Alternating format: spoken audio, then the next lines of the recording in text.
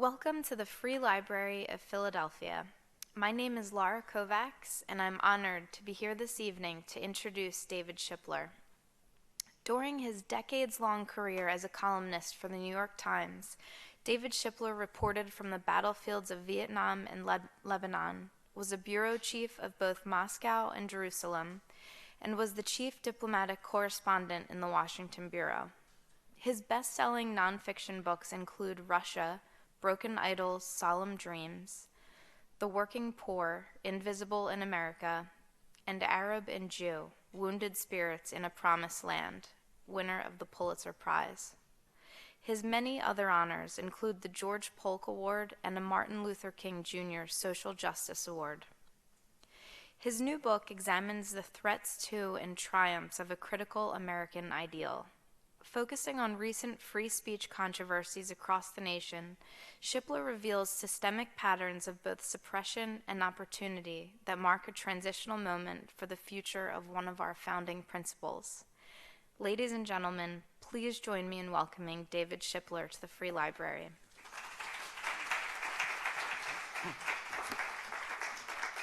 Thank you very much. You know, freedom of speech implies the freedom to hear. Without willing listeners, brilliant thinkers cannot educate, brave orators cannot mobilize, daring whistleblowers cannot reform. So as I was going around the country trying to map the landscape of free speech in an era when Americans enjoy practically unfettered speech, which is vitriolic, contentious, perhaps as never before in our history, I thought, well, I need to draw this map with its boundaries. After all, any map has boundaries. And so I thought I would journey along the boundaries and focus on places where speech was being challenged or where speakers were pushing the envelope beyond perhaps where it had been before, and also where the boundaries of listening existed, because we don't always hear each other. We live in enclaves of mutual distaste often, or enclaves of interest that reinforce our beliefs as we already have them when we go into a discussion, when we go onto a website. Even the search engines reinforce this by telling us the websites that they think we would like to visit. And even the New York Times website does this in a way that irritates me, about in that right-hand column, you know, stories that you might interest you, you know. Darn it, you know, don't tell me what might interest me. So in the course of mapping this landscape, it began to be obvious to me that you had to put two overlays on it. One is the legal overlay of free speech. The other is the cultural overlay of free speech. And the boundaries don't coincide. The legal overlay is determined by the First Amendment and the case law surrounding it. And as you know, the First Amendment restricts what government can do, but not what private entities can do. And the cultural overlay has much more intricate boundaries. They shift a great deal. They create taboos, and when people cross those taboos, sometimes unwittingly, they may hit a tripwire that triggers punishment in an informal way, opprobrium, perhaps even the loss of a job if they make racist statements and so forth. So the cultural landscape, that cultural overlay became, for the most part, my interest in this particular book. And so I've been trying to understand where the limits are and who gets punished for saying what under certain circumstances. It's difficult now to run up against the government restrictions. I mean, I'd be hard-pressed to do that here tonight. I'm not a government official who knows any classified information, so I can't provide that to you in violation. I'm not inclined to urge you to provide material support to a terrorist organization, and not too many of you look as if you're susceptible to being incited to riot. So I think I'm going to be well within the First Amendment restrictions tonight. I hope that doesn't disappoint you, but nevertheless. The cultural restrictions, of course, are also not boundaries that I'm likely to approach. I could damage my career and ruin my reputation by making racist remarks, anti-Semitic remarks. There are certain groups that have been brought clearly under the umbrella of protection culturally in the United States. Jews, blacks, maybe to a slightly lesser extent. Muslims, I think, are still at the edges of that protection. If I made anti-Muslim remarks, however, I think I would damage my reputation, although I might get a contract with Fox News, I don't know. But the problem is that people sometimes cross the boundaries without recognizing that they're going to be doing so, and the consequences for them are unpredicted. And it depends on who they are. They're not, everyone is not susceptible or vulnerable to punishment in the same way culturally. And I'll, if we have time as we go along, or even during questions, I can talk about this a little bit. It's become a rather involved pattern or set of patterns, but it's quite interesting to see how racial stereotyping, for example, operates in this regard. I began in a suburb of Detroit, the Plymouth Canton School District, where shortly before Christmas vacation, high school teachers in the AP English courses were told to stop teaching a novel the students had been reading called Waterland by the British author Graham Swift. It seemed that a parent had seen a page presented to him by his daughter, who was in one of the AP English classes, where there was a graphic description of teenagers' sexual exploration. And the parent was quite shocked by this, Xeroxed the page, and then looked into the next book in the curriculum, which was Toni Morrison's Beloved, which also had some discussion of incest and so forth. And he Xeroxed those pages and marched into the superintendent's office. He hadn't read the books, by the way, and told me later he had absolutely no intention of doing so.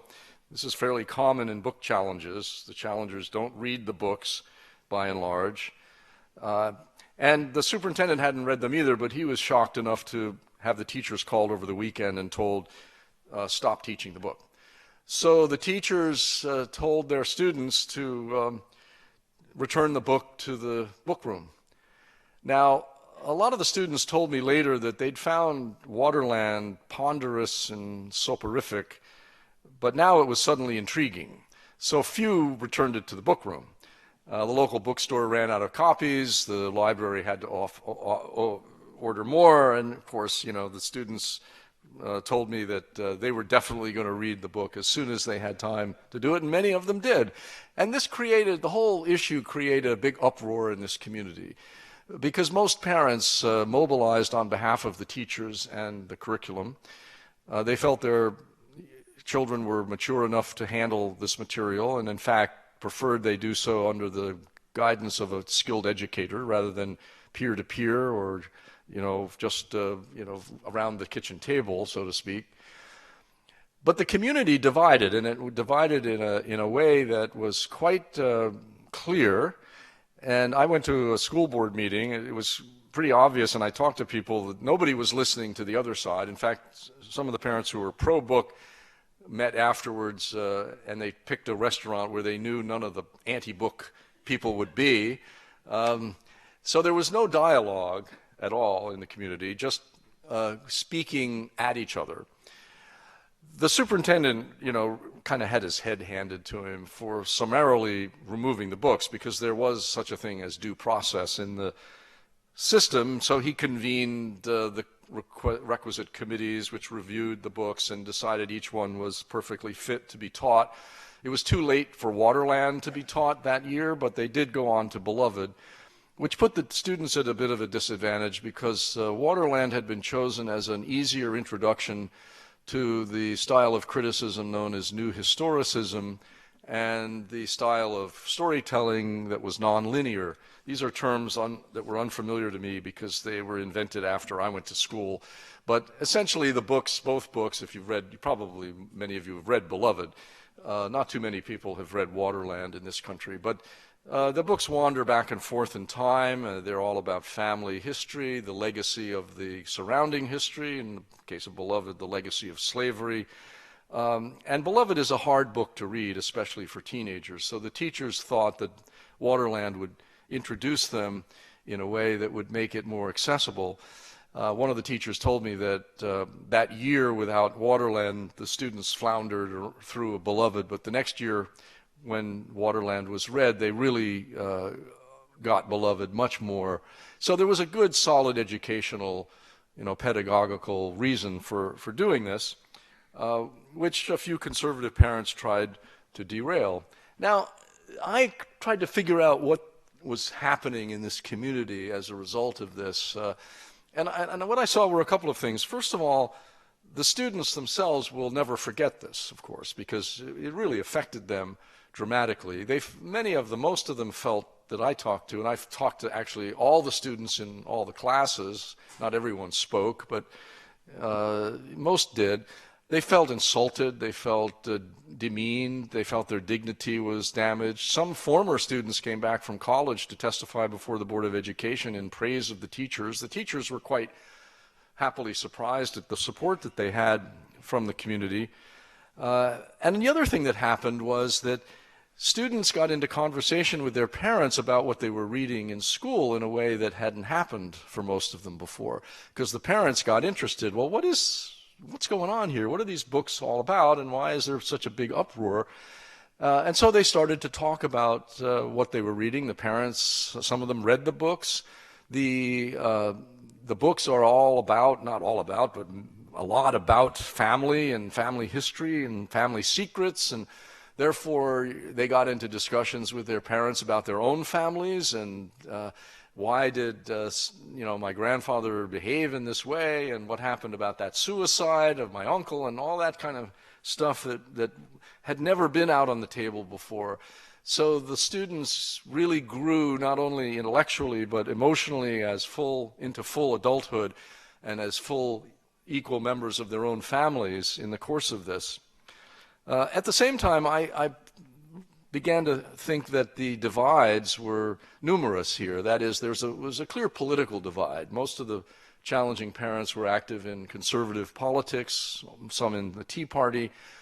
They were religiously conservative, socially conservative. They also felt an alienation from the public school system, which seemed fairly representative across the country as I interviewed parents who had challenged books. A sense that the public school system had become a bastion of liberalism and social permissiveness. It was usurping their role as parents. It was introducing their children too soon to some of the terrible influences of the larger society, to which they, of course, were already exposed through the internet, music videos, video games, and so forth. But parents were trying to minimize that and trying to control it.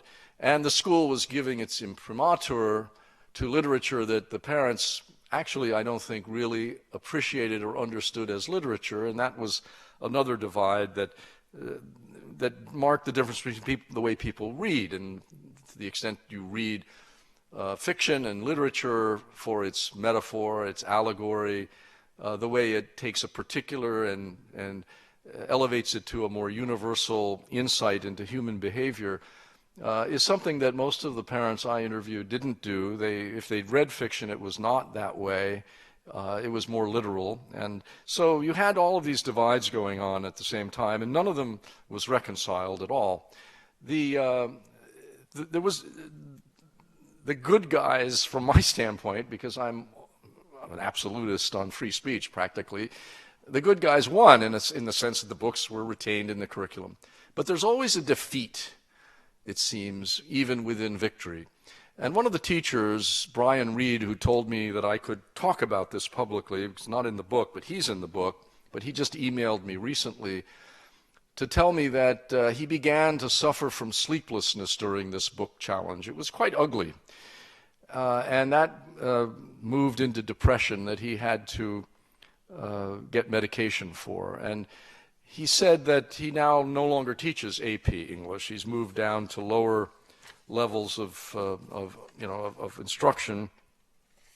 And he said I guess the feeling, despite the support, was that education had become very unsafe. It was an obvious battleground for political ideologies that didn't care about the damage that they caused in the process of achieving their agenda. I think most teachers are painfully aware that they can be thrust into a really nasty battle at any time because someone wants to wage a war. Most teachers don't want their lives turned upside down if they can help it. That last battle did me in. And then he added, but if it happened again, I would do it all over again because I'm stubborn enough. Now, the question that arises then, is this the tip of the iceberg? We see 400 to 500 book challenges a year in the country. It's not a large number given the expanse of this country and the number of schools. But you have to ask yourself the question, and I don't have an answer to this, how many teachers refrain from assigning books that have been on the challenge list? The American Library Association publicizes these because they're afraid of this kind of political uproar. How many librarians don't order books? I mean, I know because some have told me that they are wary of ordering certain books in the school libraries particularly, and even sometimes in public libraries because they sense, they detect in the community a ripeness for a political challenge or social challenge, you could call it, cultural challenge. So I don't know the answer to that, but I think that this is not, the numbers all by themselves probably don't tell the full story. What's interesting is also the issues that motivate parents to challenge books. Sex, profanity, homosexuality. There are books for young adult readers, as they're called, in which there are characters who are gay and lesbian and are sympathetic. The authors are portraying young people as marginalized or in the closet, afraid to tell their parents, struggling with their identity, and conservative parents who believe that this, in a sense, legitimizes homosexuality and may even encourage it, really try to get these books either out of libraries or moved to the adult sections of libraries and so forth. Books about the defiance of authority. This is why, one reason, not the only reason, I think that Catcher in the Rye is so often challenged. Holden Caulfield, of course, is a very defiant character, which is why kids love the book. Anti-religion as a theme is a factor. But the one factor you might expect, which does not seem to play a role very much, is violence. So books that have violence do not get challenged very often. Over the weekend, I was at a book fair in Gaithersburg, Maryland, and talking to a children's author and illustrator about this. And he said, well, that's very interesting, he said, because he had a book in which he had drawn a character with very short shorts and somebody with a severed head. And his publisher urged him to redraw the short shorts, but didn't say a word about the severed head. So there we are. So that's a thumbnail sketch of the book issue. By the way, one of my books, The Working Poor, was recently challenged in a suburb of Dallas, Highland Park, by a parent who I would say had read the book, let me try to be charitable here, had read the book carelessly or not at all, because she misstated my views on many things. And I think that it was almost sad because she had to write out her challenge, and she recommended as alternatives a book by Ayn Rand, a book by Ben Carson, and then two books that, you go online and you look at the publisher's description, are meant for 8 to 12-year-olds. And this was in an AP English course for juniors. This is supposed to be a college-level course. So it was a little sad, and she withdrew her challenge. The book is still being used at Highland Park High School, but at least two teachers there have resigned because, partly, not totally, but part of the reasons for the resignation have to do with the rather onerous procedures that the school system has imposed to get books adopted. Teachers have to write detailed rationales, then they convene a parents' committee of 8 or 10 parents who review each book and decide whether it's okay or not. And there's a level of kind of politics, so to speak, if you define politics in a very broad way, that has made some of the teachers look for jobs elsewhere, which is sad because it's a good school system, but it's certainly been damaged, I think, by from what I can tell from a distance, by the controversies. My book wasn't the only one that was challenged. There were 6 others. So the other boundary, and another boundary I looked at, was the boundary of secrets. So I looked at books, plays, government secrets, the use of the internet in various ways, and money and politics as different areas of concern about the limits of free speech and how speech in our society operates now. I focused on 3 whistleblowers, 2 in detail.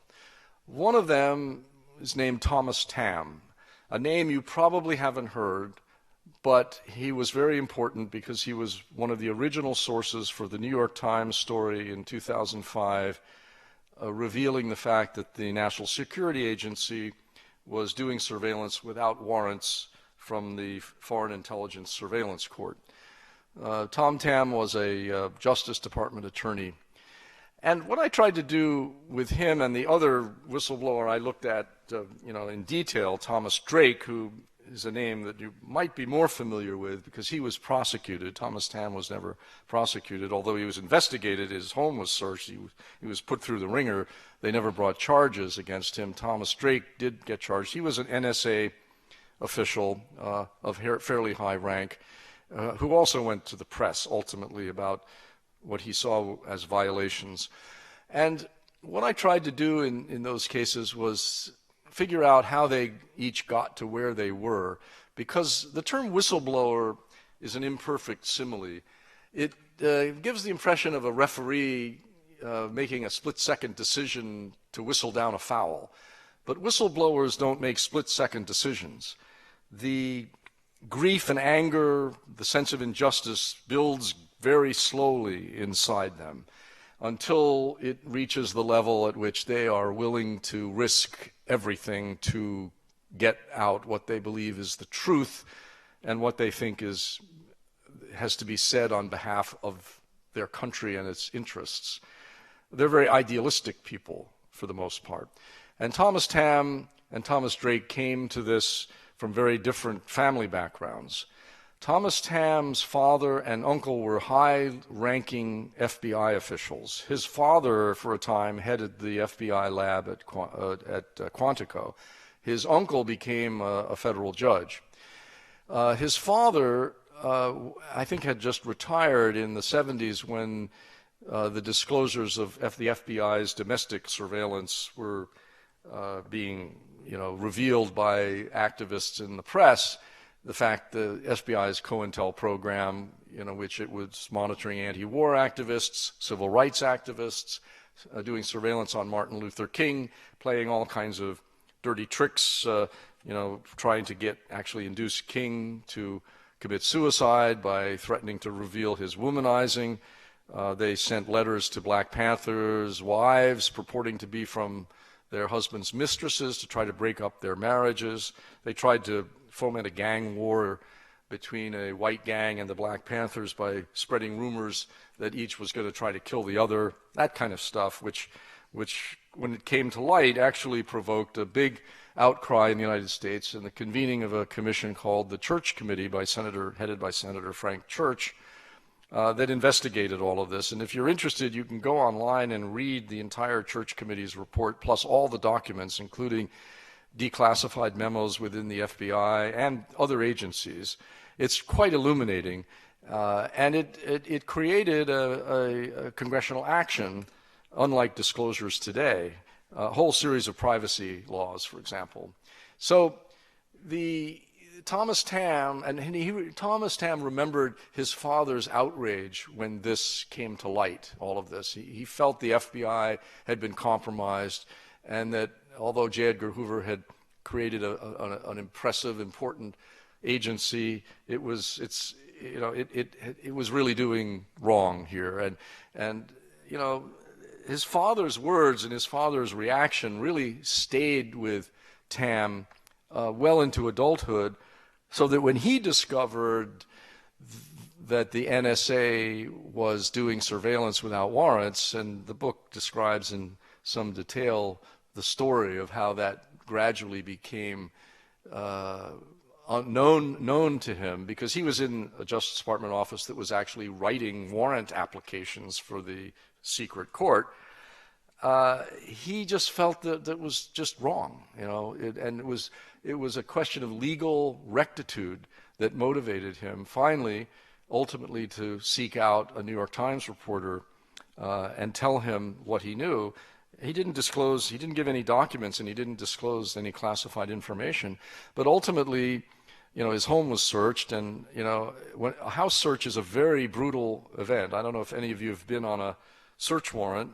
I have, and the police, at least in D.C., call it tossing the house, and it's an appropriate term because they go in and empty drawers and upturn mattresses, and everything is a shambles when they leave. It's quite invasive and extremely traumatic. So he went through that, and ultimately he wasn't charged, but he basically lost his job in the Justice Department.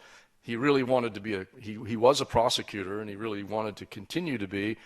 He now works out of a small office in suburban Maryland and as a public defender. So his career really was quite seriously derailed. Thomas Drake also, Thomas Drake was the NSA, and he is a very skilled computer specialist and a veteran intelligence analyst. He used to work for the CIA. He was in the military as an intelligence guy. And two things came to his attention that troubled him.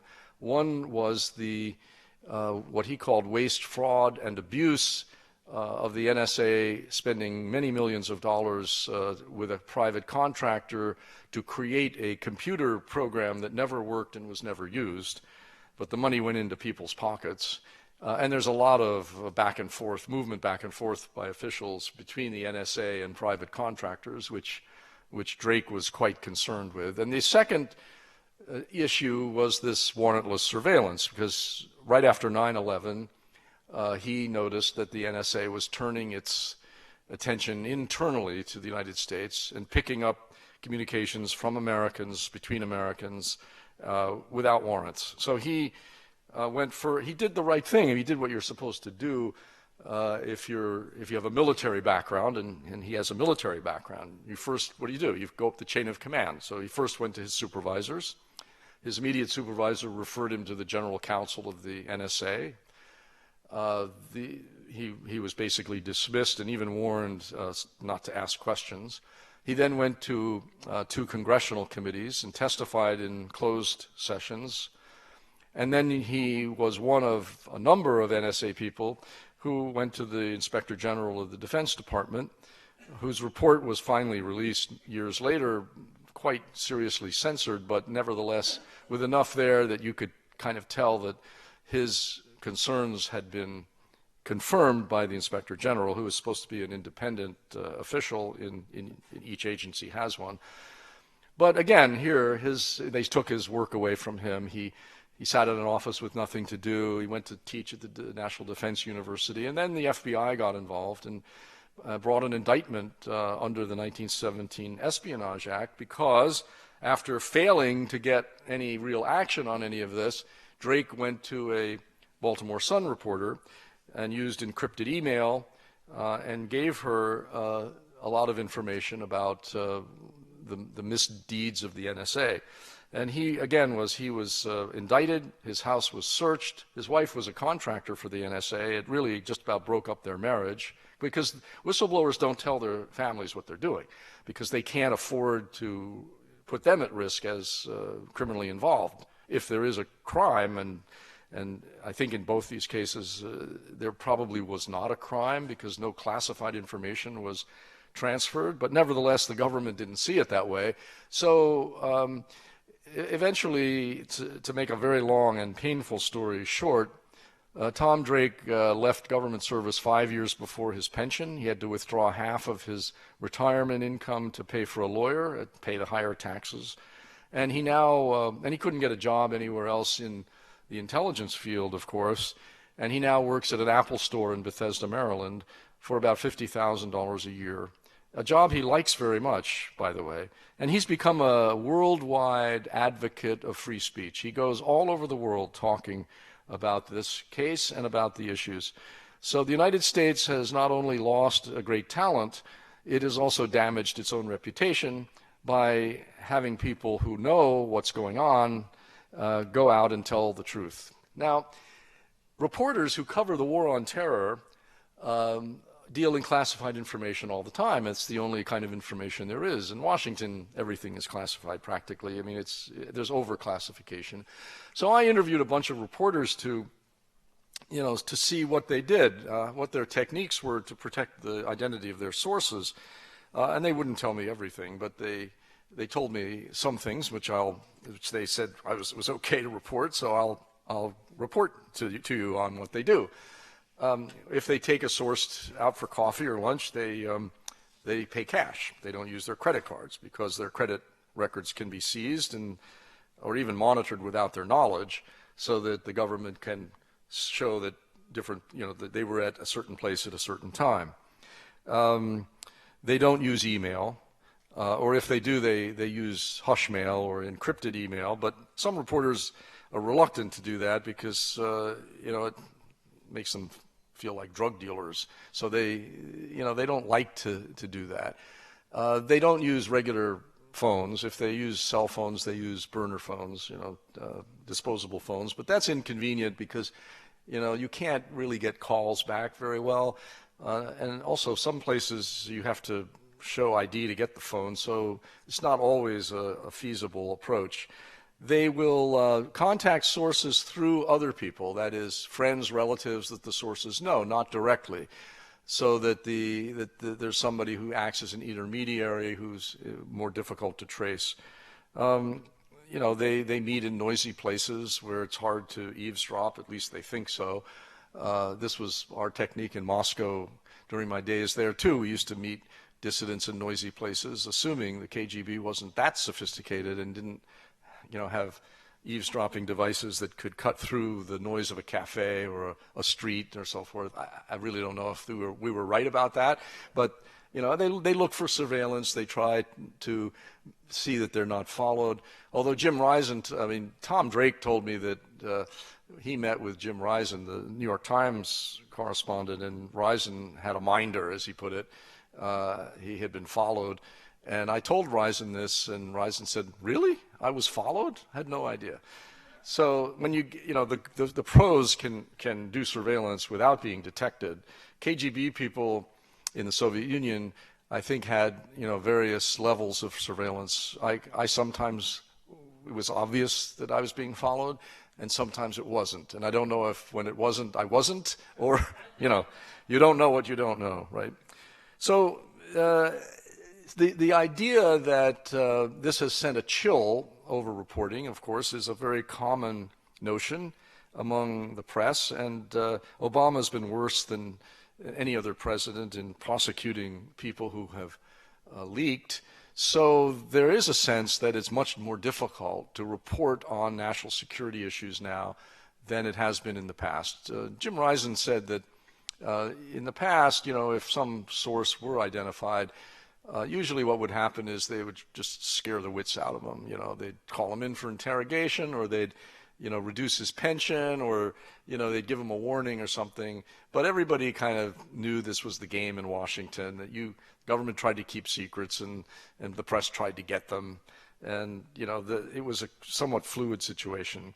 Now there seems to be a mood of vengeance against those who do leak information, even when the information itself is, I think, of dubious risk to national security. I mean, look at the recent case of Jeffrey Sterling, the CIA agent who was just convicted and sentenced to 3.5 years for giving Risen information. Now, Risen never identified him, but the jury decided on the basis of actually circumstantial evidence that Sterling was guilty. The juries in the Pentagon neighborhood tend to be pretty unfriendly to government officials who leak information, and to terrorists. So it's a pretty good venue for the government to bring such cases. And the story that Risen got and he put in his book was something that I think most American citizens probably should know about. because it involved, and I recount this in my book, and I won't go into a lot of detail here, but basically it involved the U.S., the CIA, doctoring plans for a component of nuclear weapons and having them conveyed to Iran. But the person who conveyed them, a former Russian engineer, stuck a note in there saying, you better look carefully at these plans because, and if you need any help, contact me. So he was obviously trying to make a little more money or something. And Risen speculates that the U.S. in that way actually may have helped Iran get to advance toward its capability of producing nuclear weapons. And it was clearly a bungled job, and it does seem to me that we citizens ought to know when that kind of thing happens. It's hard to see how, this is way after the fact, hard to see how this could damage anything. I mean, there were no sources named, there were no agents named. It was, it was just a bad operation that went wrong. But Sterling had a history with the CIA. He's African American. He sued them for discrimination. So there was a whiff of revenge there going on too. But the last point, though, on this particular subject is that we're still getting information. Last week, Seymour Hersh, the man who broke the My Lai massacre story, the man who helped to disclose the CIA and FBI's monitoring of domestic dissidents in the 1970s, had a story in the London Review of Books based on anonymous sources from both Pakistan and the United States that, in fact, the Pakistani ISI, the intelligence agency, had been guarding bin Laden in Abbottabad, had guards at his residence, knew where he was, obviously, were kind of protecting him. The Saudis were funding him while he was there, and that the Pakistanis cooperated in the American raid. They stood down all their air defense. They even had a liaison officer with the Americans. They removed the guards just before the Americans came. This is quite a dramatically different story from the one that the White House told. I can't tell you if it's accurate or not, but I do respect Cy Hersh. He's quite a good reporter. But the important thing about it is that anonymous sources told him all this stuff. So it's not really true that the leak prosecutions have closed down reporting entirely. I think we have to take a very balanced view of this. I mean, I know some of my colleagues in the press talk about, Armageddon as a result, and I don't think that's quite true. I worked for James Reston for a while as the columnist, as his assistant, and he once said to me, if you want a story, find the man with an unhappy look on his face. So that's probably still true. Now, I'm just going to mention one more thing before we stop for questions, because I think it's really important to think about now that we're heading into a presidential election season, and that's money, the fact that money is speech and poverty is silence.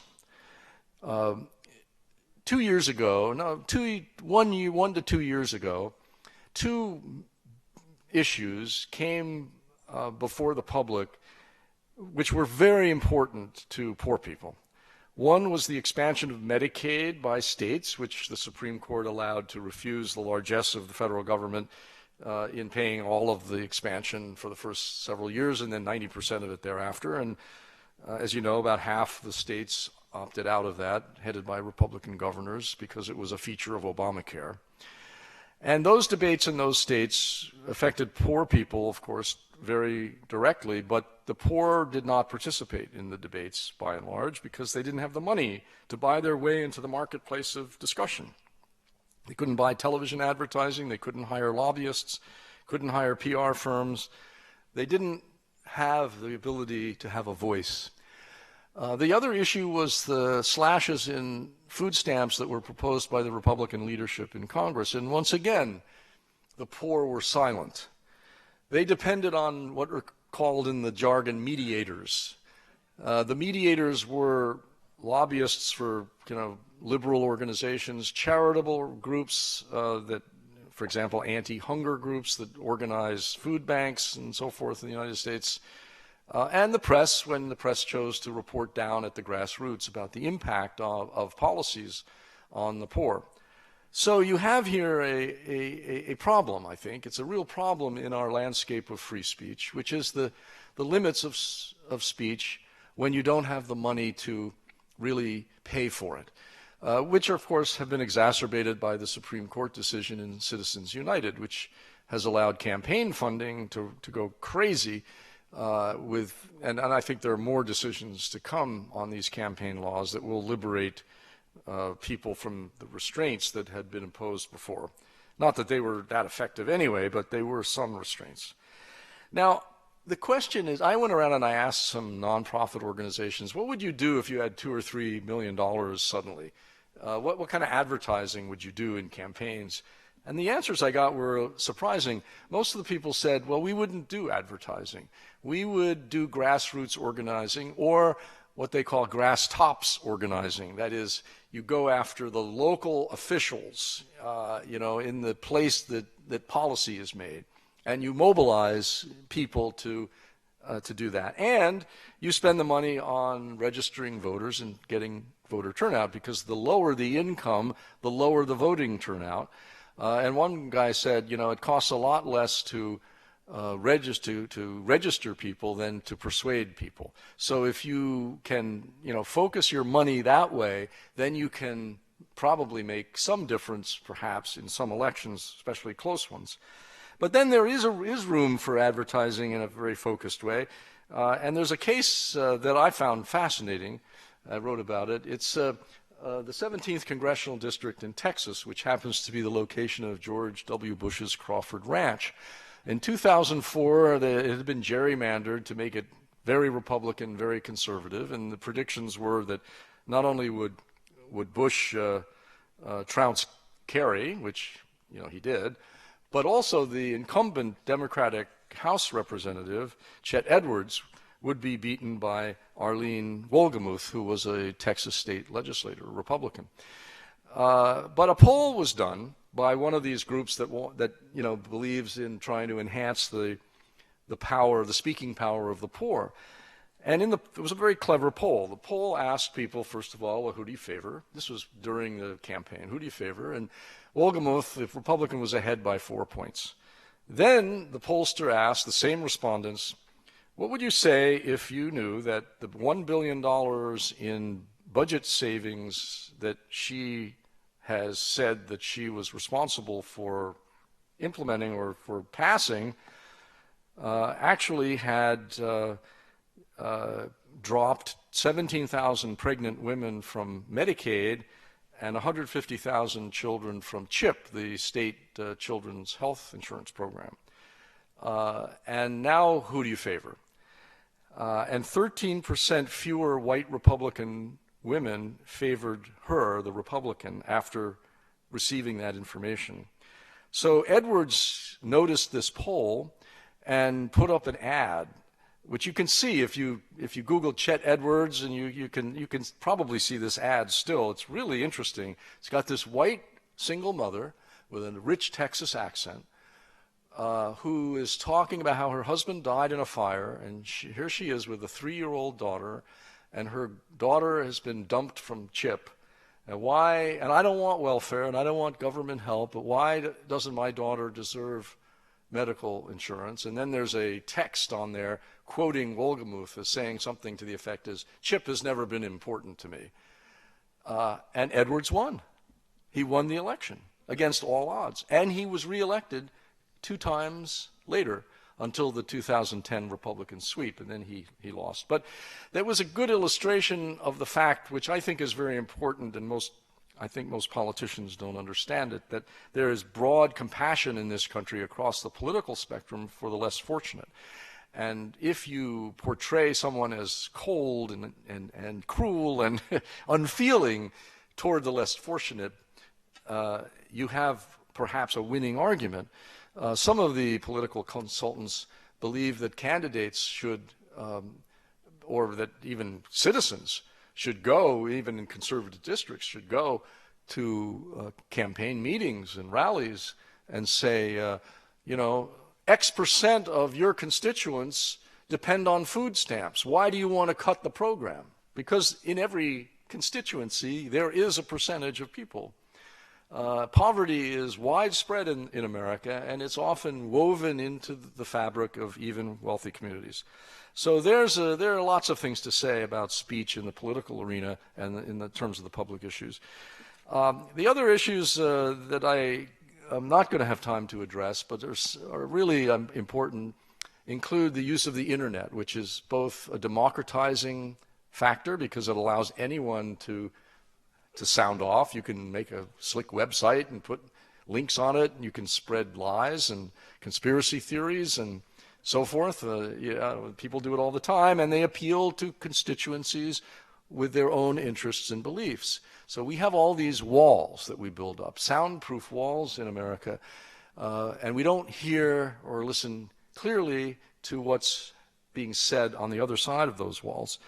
There's a lot of racial stereotyping on the internet. Obama's been a particular target of it. And in that chapter, I go through the main racial stereotypes that have existed in the United States for traditionally, and just sort of document what is said about Obama that tends to either rely on those stereotypes or, in a very subtle and encrypted way, strike chords that probably would not be struck if they were directed against a white president. So that's sort of a quick, not so quick, actually. I went on longer than I meant to, but at least it's a sketch of the landscape as I found it. So I'll stop there, and I'd be happy to answer your questions. And I'd love to have your comments because, free speech and everything. I'd love to hear what you have. So you do need to speak into a microphone. So if you raise your hand and you get a microphone, then, have your say. Anyone? There you go.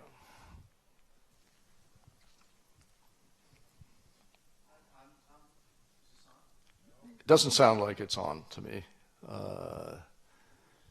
Try it again. We've got a... Nope. It's on. Just. I'm very interested in the concept of money as a version of speech. And I'd like to know what's the argument that you can use against this? I mean, to have even the ACLU is supporting this is a part of political speech, we have to support it, whereas there are free speech. There is speech that is not allowed because it has harmful effects. You can't yell fire in a crowded theater. Can't falsely yell fire. Falsely yell. Thank you. It seems to me that having money be so powerful is an extremely negative effect on the public as a whole. What's the argument to say, well, yes, it's free speech, it is a form of speech, but it has harmful effects? Well, I think there are two arguments. Did everyone hear the question, by the way? Should I repeat it? Okay. So, in the Citizens United case, I think a lot of lawyers argued that, a lot of lawyers on the other side argued that corporations had never before been given these speech rights, so that this was a new law that the court was making, that a corporate entity is not a person. A corporate entity can't vote, and therefore a corporate entity doesn't have the same rights under the First Amendment. I mean, the counter-argument is that behind the corporation or the group are people, and the people in Citizens United were the ones who organized to do the film Hillary, which was the issue. But the court clearly, the conservatives on the court were clearly interested in making a sweeping constitutional argument or opinion, because the original suit didn't challenge the constitutionality of the law. It challenged the application of the particular law by the Federal Election Commission. And the court could have made a narrower decision by ruling, for example, that this particular film didn't fit the definition under the law of widely distributed. I'm not sure that's the precise language, but it was something of that kind, because you had to go online and I think actually buy it to see it. It wasn't just broadcast.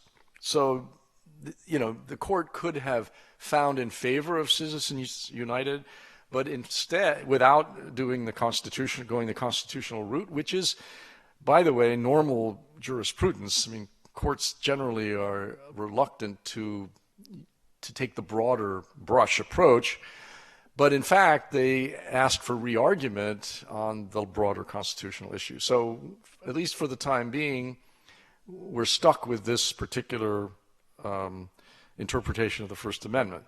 So, to your question, I mean, that could be overturned. I mean, it wouldn't surprise me, if the court's composition changed, to see if you had a Congress that then passed campaign finance restrictions in some way that somebody clever could figure out would pass muster on the court. You could have a reversal of Citizens United 10, 15, 20 years from now. It wouldn't be the first time a court decision was reversed.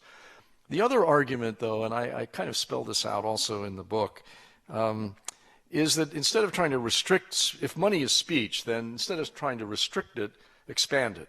And one idea is to use the federal election fund that is now created by checking that little box at the top of your tax return, which now the presidential candidates don't generally use it for matching grants to low-level, small contributions to campaigns. So any contribution less than $150, let's say, for every dollar, the government fund will provide $5 or $6, and that would actually expand the scope of speech because you'd have less affluent people having more of a voice. So that's one idea, and probably people are coming up with others. I'm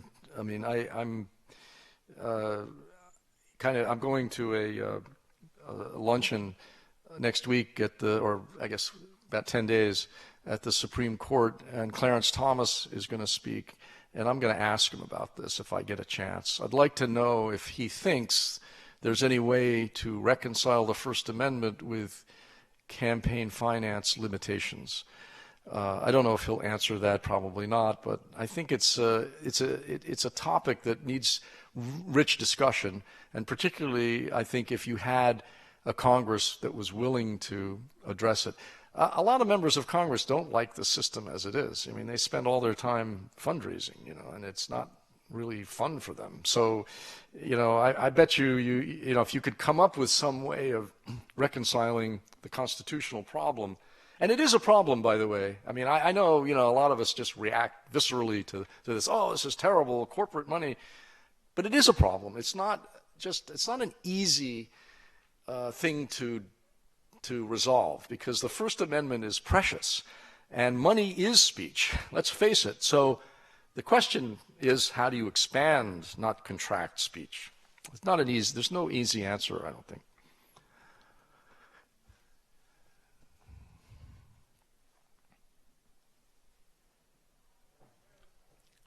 Thank you, Mr. Shipler. You really got me confused. Freedom of the speech. Now sometimes we have the need to speak. If I'm a victim, for example, now it's not freedom of the speech. It is justice. I need a lawyer to speak on my behalf. Now when the lady over here witness what is happening to me, now she has the obligation to speak. It's not the freedom to speak, and not to mention the freedom of conscience, where we have the freedom to question what is happening, and we have to know what's happening around us. So freedom of the speech. You are making me rethink my thinking of freedom of the speech. Should I? There was a lot of echo in the room, so I'm not sure that I heard everything or understood everything you were saying. But can you just lower your microphone for a second without it, and just... Is there a question? I mean, I understand some of what you were saying, but the sound wasn't quite right. Yes, I think you are stretching the concept of freedom of the speech. Oh, I'm stretching the concept of freedom of speech. Yes, and you are stretching to cover justice and to cover the obligation to speak. Like those lawyers from the NSA, they have the obligation to speak. and not to mention our freedom of conscience. When we raise the little kids, we're supposed to teach them to know what is being taught to them, to ask questions. You know what I mean? Well, I'm glad that I'm stretching the concept of freedom of speech, because I think that in a pluralistic society, speech is probably at the heart of all of the other rights that we enjoy. And that's why I decided, after writing 2 books on civil liberties, which were about the law primarily, and the last one, Rights at Risk, has 3 chapters on the First Amendment, purely about government's actions on issues of speech. I thought it was important to look at, I began to understand as I was doing that there are lots of other aspects to speech besides what government can do to you or can't do to you. And I think that what we see in this country, and this is maybe wandering a little bit off your question, but I think it's an important point, is not only the vast scope of speech, but what you might call the irresponsibility of much speech. That is, the degree to which people make statements they can't support, or they invent support for the statements that are pretty thin when you look at them. For example, I have a chapter in the book, in the section about internet, about the anti-Muslim activists who believe that the Muslim Brotherhood is planning to take over America by stealth and subterfuge. And I decided that Sharia law is being spread, or was in danger of being spread around the country. So I contacted the activists and had conversation with many of them. Not all of them wanted to talk to me, because I asked them to support their conclusions, having seen that when you look at the sources of information they use to talk about this, you see that a lot of it centers on a particular document that was found in an FBI raid in 2004 in suburban Virginia. But the document was actually written in 1991 by a man whose credentials are quite questionable. He was in the Muslim Brotherhood, but his authority is not clear, and none of the activists really were able to tell me precisely what his authority was. And it was written as a set of proposals, not as a policy document, and yet it has been used and cited again and again as evidence that the Muslim Brotherhood has a grand plan to infiltrate and subvert the United States. This is not an unimportant phenomenon, this particular movement, because it's created a whole cottage industry of books and videos and training programs for local law enforcement officers, so that we saw it with Pamela Geller's cartoon contest in Texas a couple of weeks ago. She's part of this movement, although she's not. She's the spokesperson in a way, but there are other people who are much more sophisticated than she is. So I think that when you're talking about speech and the scope of free speech, you also have to talk about this kind of thing, because it's part of the landscape and it's part of the torrent of information that comes into Americans and affects what we believe and what we think about the world. So I don't know that directly answers what your point, but I'm very happy to be stretching the meaning of free speech. That's really what I am doing here, is to try to get us all to think about it in a way that's not common. We usually think about it as, we talk about the First Amendment. The First Amendment. Well, the First Amendment does not require a bookstore, for example, to stock my book or to invite me to speak. The First Amendment does not require a private employer to keep a person employed. I mean, there was a case where a young woman was working for an ice cream store and posted a racist epithet about Obama on her Facebook page and suggested that maybe next time or maybe sometime he'd be assassinated, and she was fired like that because the manager of the store said, we have a business to run and we need to be supported by the community. And she had no recourse. It's a private institution. Whereas Rush Limbaugh uses racial epithets but not epithets, but racial stereotyping in a very subtle and encrypted way all the time about Obama. I mean, if you look at his transcripts, you'll see it all the time. Now, he's a private person employed by a private employer, and he makes millions of dollars. So he doesn't get fired. So the standards are different for different people, and the targets of the stereotyping get different reactions. So if Limbaugh said, or actually if the anti-Muslim people said about Jews what they're saying about Muslims, they would get no attention, they'd get nothing but opprobrium. But they have a following, and some of their followers are in politics. So Jews are much more protected in American society than Muslims are at this point. So I think all of this is part of the landscape of free speech. It's very important to map it as well as we can. One more question? Okay. I have a different kind of question. What was your personal experience of having your book objected or attacked by the school district?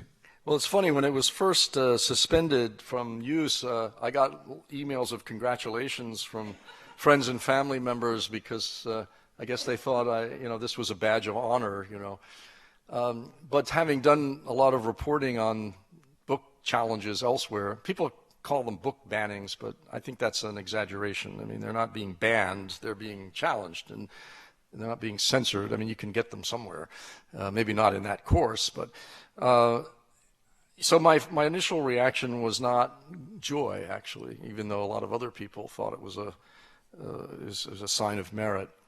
I felt that I felt mixed feelings because even though I didn't know the particular parent who had objected, and at that point hadn't seen her written objection, which came later, I thought I understood her, because what was reported was that she was upset because I had excuse me,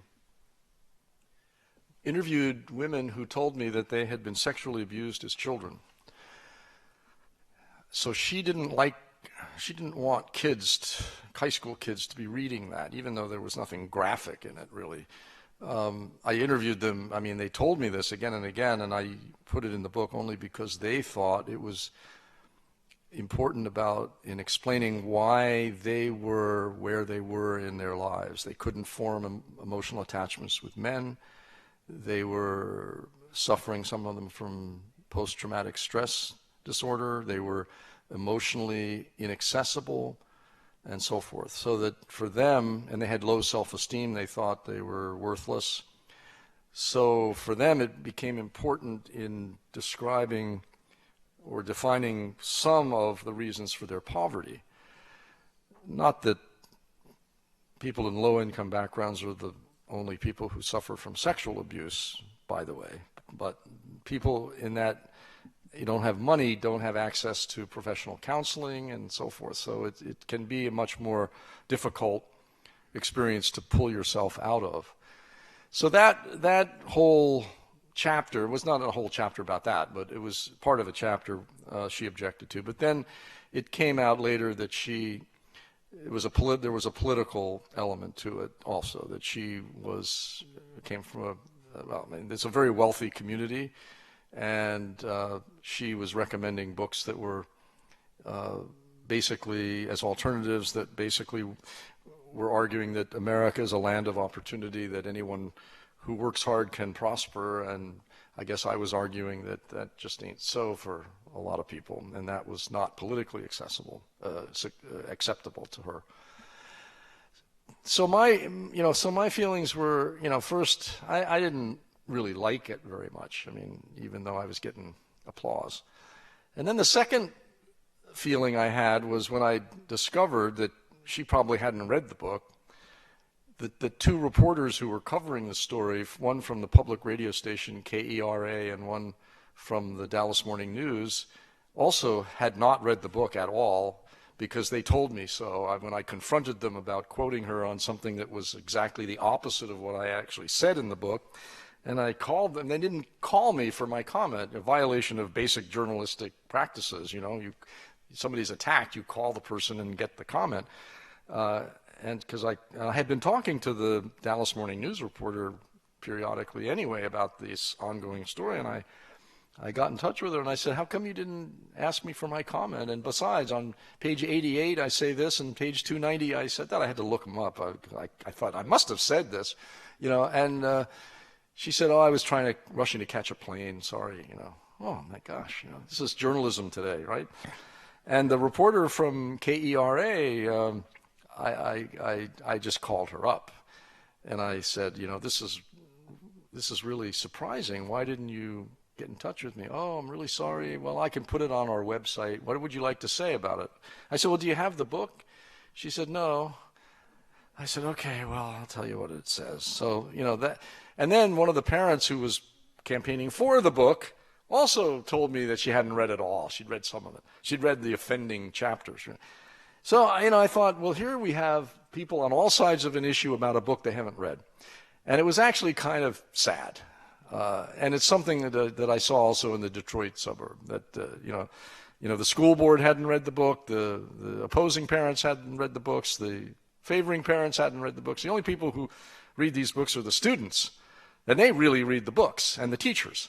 So I'm exaggerating slightly. Eventually people do often get around to reading them because they're just curious, but they take their positions long before. And by the way, I have a whole section in this book too about a theater in Washington, Theater J, which is at the Jewish Community Center, and I spent several years kind of embedded with them, watching them go through their plays, and the artistic director, Ari Roth, really tried to do a lot of productions on or by or about Israelis with Arab voices on stage. Many of these productions explored Israel in a way that questioned the morality of the enterprise. Not that Israel should exist or not, but, you know, the hardships, the moral issues during Israel's birth in the 48 War and all that. And the most recent play, The Admission by Moti Lerner, is about an alleged massacre in an Arab village in 1948, and he creates two fictional families, an Arab family and a Jewish family. The fathers are longtime friends, and it turns out that they were both in this village at the time. The Jewish guy as a commander, and the Arab guy as a young man or a teenager who witnessed the massacre and so forth. So a few conservatives raised a lot of objections and tried to get people to stop giving money to the Jewish Federation and so forth. So the whole story is in this section of the book. But what was interesting is that the people, the activists, hadn't actually gone to see the play, which changed a lot during the production and the rehearsals. I mean, plays I discovered to my chagrin, because a book is finished when it's published, but a play is never finished. It keeps getting revised, reworked, and this play got reworked a lot, so that by the time it was produced, I think the question of whether there was a massacre is a little ambiguous. The playwright doesn't think so. He grew up a few miles from the town hearing about this massacre, but he wrote it so that what he was really writing about is the clash of historical narratives between Arabs and Jews in Israel, which is real, it is true, and it drives the conflict. So, you know, you have sort of excavation of history down through the layers of memory and denial, with generations confronting each other and all of that sort of thing. It's a really, really good play, and it was a theatrical success. But the people who objected to it never went to see it. I know, because the Theater J staff knew them all. They weren't a lot of them, and they watched. They didn't go. There was one guy that was an organization called Camera, which monitors the press on the Middle East, and they had a physicist from MIT, I think, or at least he was from, not MIT, but he was from a Boston University, speaking and about this particular massacre as if the play were real. And the play was fiction, but, you know, he denounced the whole thing because there was no massacre and so forth and so on. So I went up to him afterwards. I said, are you going to see the play? It was going on then. And he said, no, I don't have time. I have to go back to Boston. I said, well, are you going to stay? His talk was at a synagogue. I said, are you going to stay for the next panel? Because they're bringing in just now, they're going to start the playwright, the theater director, the Israeli director, a rabbi, I don't know, maybe that was about it, a panel to talk about the play. You're going to stay and listen to that. He said, no, I can't. I have to go give this talk at another synagogue. So the incurious are very widespread in this country. You know, there are a lot of incurious people, I'm afraid. Do we have, is that the last question, or? That's it? Okay, sorry. I can talk to you later. All right, thanks.